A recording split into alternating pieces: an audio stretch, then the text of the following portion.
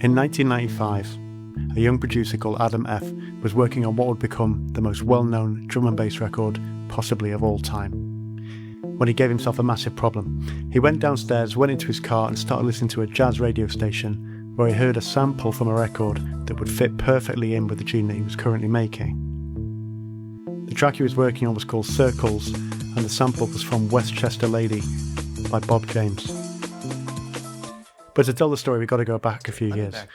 So Adam F. was born in the 70s in Liverpool. His dad was actually a pretty famous musician in the UK called Alvin Stardust, not actually his real name.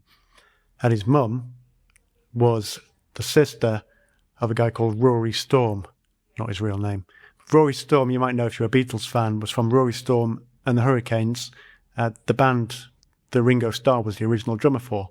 The Beatles pinched Ringo Starr from Rory Storm and the Hurricanes. So Adam grew up being surrounded by musicians, including the Beatles, including Rory Storm and the Hurricanes, not including Alvin Stardust, who left pretty early on. But it meant that Adam had always had a big interest in music. And pretty soon, after he finished school, he went on to record in funk bands and tour around the UK. He got into hip-hop, he got into rave culture, and he started off making what was fast becoming known as drum and bass music. Adam loved this new kind of music, and he figured that with his background in funk, he could probably do something a bit more fluid and organic with it, and he was right. His first album, Colours, became a classic of the genre, and actually after he'd recorded it, he started touring around jazz festivals and with a full live band. Let me back up. But winding back, when he was recording Circles, and he wanted to use this Bob James sample, why was Bob James being so difficult about it? Well, to understand that, you have to go back a few years to understand Bob James's career. So from the 60s onwards, Bob James has been a jazz musician and keyboard player. He's still actually active now. He recorded a Tiny Desk concert just a few years ago. In fact, just last year. And he's, outside of possibly James Brown, possibly the most sampled artist in music history. You've heard his stuff on Run DMC, on NWA, on Jazzy Jeff tracks. Just, if you look at the list of people who've sampled him, it's an A to Z of hip-hop and other kinds of music. But when this initially started, it was back in the mid-80s, and there was no real way for Bob James to control who was sampling his music or what they did with it. Tracks like Take Me to the Mardi Gras were absolutely there right at the start of those early block parties in the Bronx, parties in the park, where people would take two copies of the record and scratch from one to the other, taking the best part so they could loop it backwards and forwards for breakdancers. And that then continued onwards when people like Run DMC started getting into the studio. So the way the copyright law worked from the 1970s onwards was that you had 3 years. The statute of limitations was 3 years. Now, it was a little unclear whether that was 3 years after the copyright was taken or the time you first noticed it. But to be honest, either way, there was no guarantee of a good outcome, even if you spotted someone using your sample and did something about it. A lot of musicians at the time thought that if you took a sample and transformed it, let's say you scratched it, you changed the tempo, you rhymed over it, whatever it was, you had transformed that original piece of music, and it was therefore fair use. A fair use is a legal term that allows you to use copyright material. If you take a piece of copyright material now and you transform it, if you're not using it for profit, if it's not a substitute for the original, and you fulfill various criteria, you can take that copyright material and you don't have to pay anything to the original owner. And this is particularly relevant for YouTube, in fact, and very relevant for my channel. So every time I put up a clip of a piece of music, or even use a photo or a piece of video, I'm using copyright material that I don't own.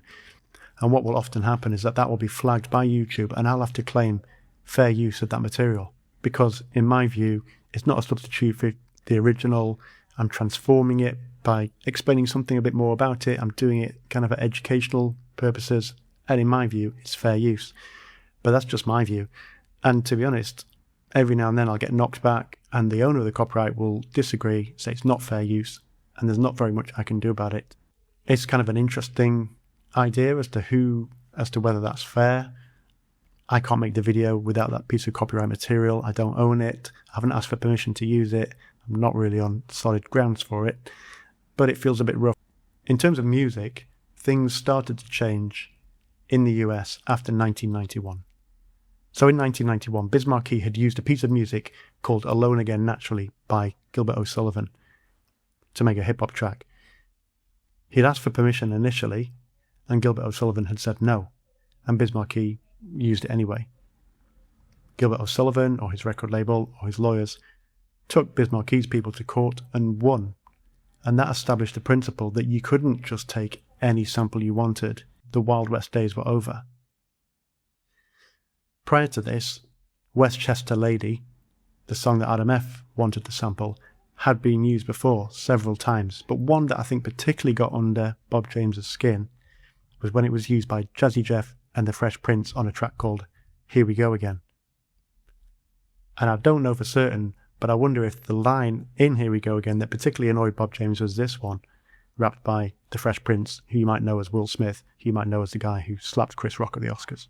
It's a long, hard road, believe me, people trying to steal from me and deceive me. Now hearing that, while someone rhymes over the top of what is pretty much just your record all the way through, that might annoy you as a guy who can't do anything about people taking his life's work. So it could be then that when a few years later the copyright laws had changed and suddenly artists like Bob James had a bit more agency over who used their stuff, when Adam F. came along in 1995 and asked for permission to use a snippet from Westchester Lady, Bob James said, absolutely not. Adam F. really wanted the sample, but Bob James had no interest in giving it to him, which obviously put Bob James in a very strong negotiating position. And after a lot of back and forth, it turns out that Adam F. had to pretty much give all of the royalties from Circles to Bob James. So at the risk of the present copyright laws, I want to show you how the track comes together. 4 kind of main elements to it, really. You've got a breakbeat by Curtis Blow from the song Do the Do.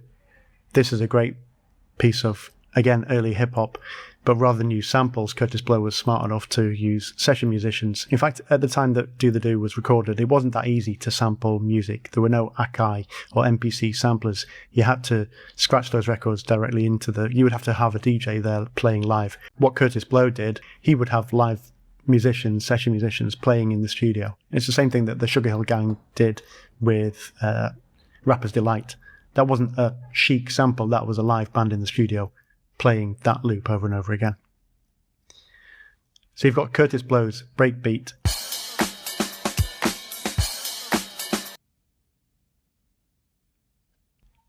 which in that classic drum and bass style is pitched up 6 semitones and then sounds like this. The name of the song, Circles, comes from a vocal sample by an artist called Tamika Starr. Tamika recorded this as a solo artist, but she actually had much better success when she joined Live in Joy. You might remember Don't Stop Moving, Dreamer. They had a few massive Eurodance songs. That initial vocal sample, check, check, check, check, that comes from Blackstreet's Physical Thing from their first album, Teddy Riley's Blackstreet. That's not the name of the album, that's just what I call them because Teddy Riley was in the band.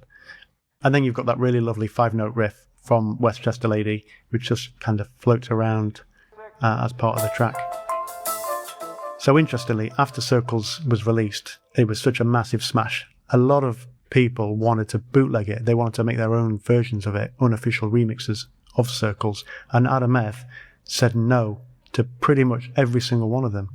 So when it came his time to have copyright material and have people ask him to sample it, he was as strict as Bob James was. Adam finally relented in about 2022 when an artist called PinkPantheress made a track called Break It Off that had a big sample from Circles by Adam F. in it. And that was getting massive response online. So Adam F.'s wife actually is also an artist called Opus 3, not her real name. And she got in touch with PinkPantheress and sent her a message on Instagram saying, check your DMs, which I think is pretty cool.